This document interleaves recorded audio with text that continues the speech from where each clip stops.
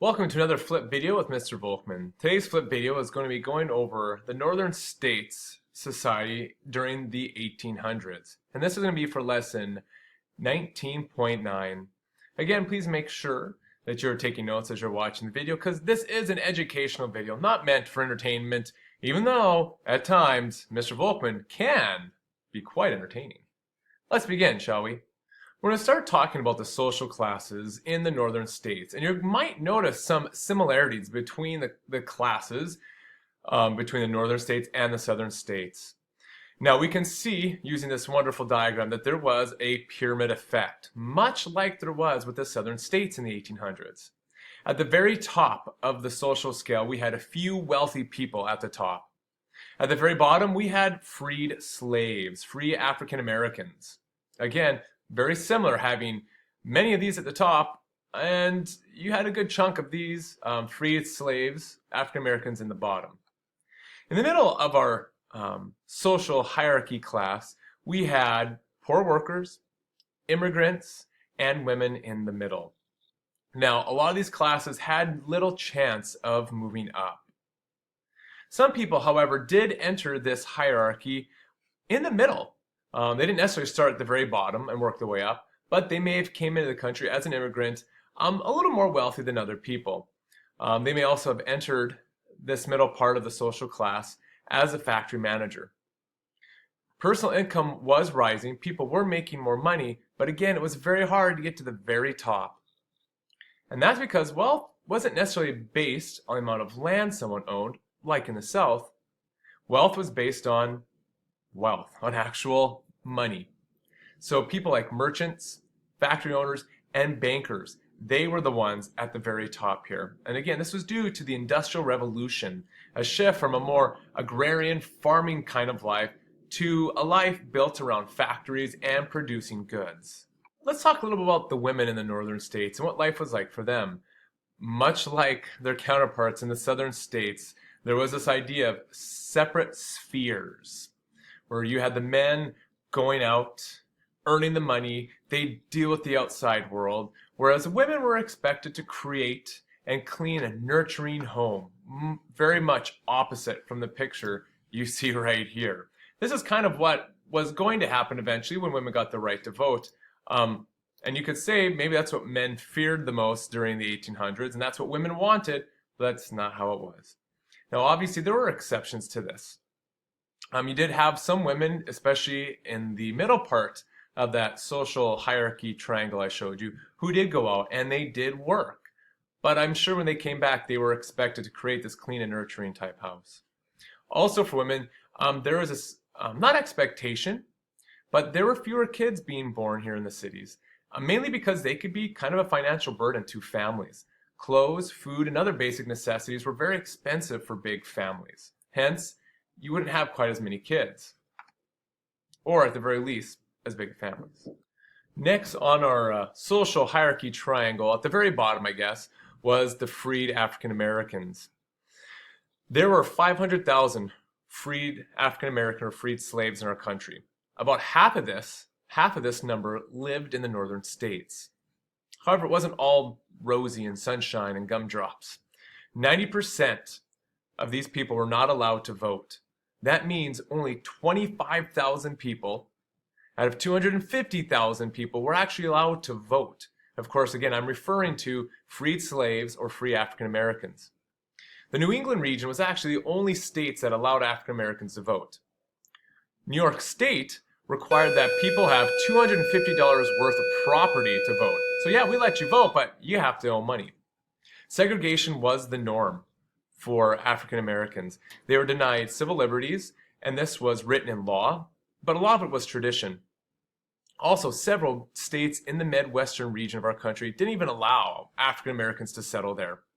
Also, African Americans clashed quite a bit with immigrants for jobs, and these are mainly very low paying type of labor jobs. Part of Northern society that I'd like to talk about is the immigration or the immigrants that came in to the northern states.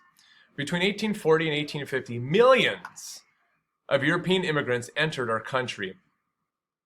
For example, we have the Irish immigrants. In fact, 100,000 Irish immigrants came into our country every year between 1840 and 1850. And this was mainly due to a huge potato famine that was happening in Ireland. And that potatoes was one of their main sources of food and main way to earn money. German immigrants were also a huge immigrant group that came into our country during this time. However, the German immigrants that came in were much wealthier than the Irish immigrants. So they didn't always settle in the cities right on the coast. They would tend to move further inland to the States, away from the Atlantic Ocean. The picture here is of a group of Irish immigrants, by the way, if you're wondering. Now, nativist feelings became very rampant during this time. A nativist is someone who favors protecting native-born citizens over immigrants. Nativists felt that the Irish were taking jobs away from native-born American citizens. They also felt that the Irish were ignorant and they were inferior. They felt that the Irish were not as educated as American citizens. Another thing against the Irish immigrants is the fact that they were Catholic. Most American citizens were Protestant. So you had that religious opposite idea going on as well. The Germans were seen as more similar to American citizens. They were, again, more wealthy. So they wouldn't necessarily take a lot of the lower paying jobs that American citizens wanted. Also, Germans were Protestant as well. This is a very interesting comic that I'm going to make bigger for you to take a look at.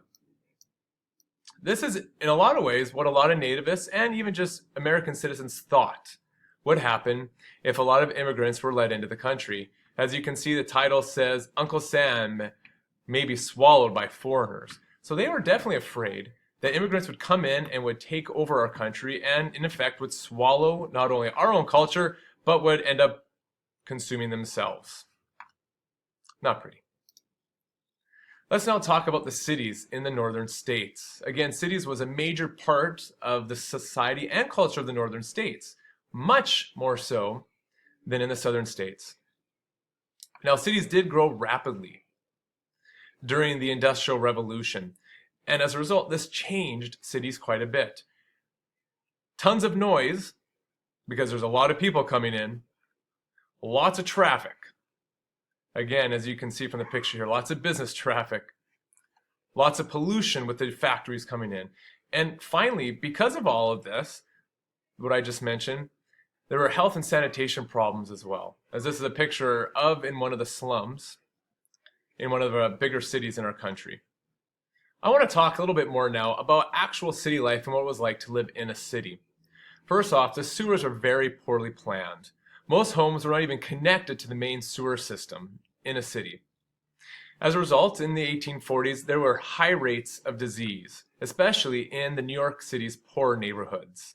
Makes sense if the plumbing isn't connected to the main sewer works, you just have feces and whatnot lying in the streets.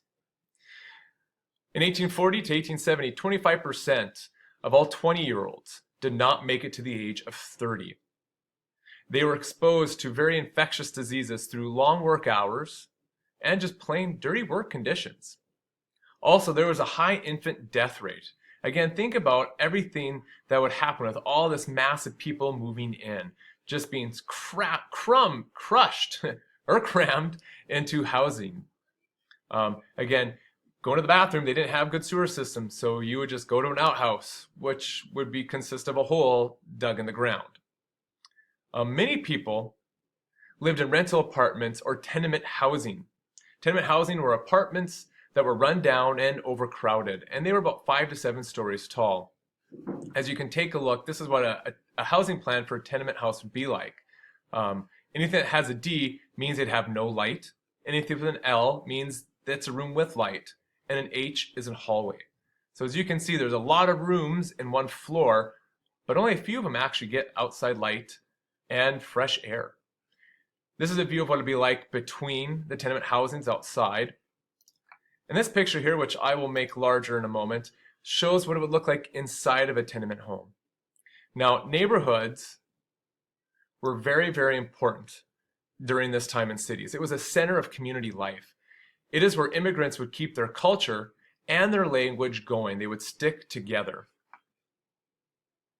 So let's just sum everything up that we've talked about with society in the North and South. The North, mainly city life.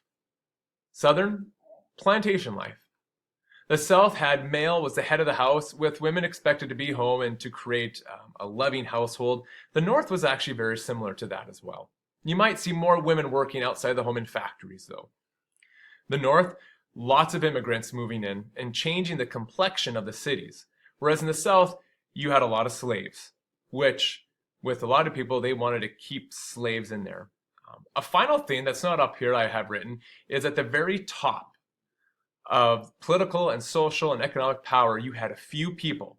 In the South, it were plantation owners, and in the North, it was people who were running the major industries.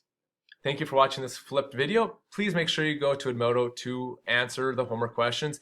And, as always, Mr. Mint and Mr. Volkman will see you in class.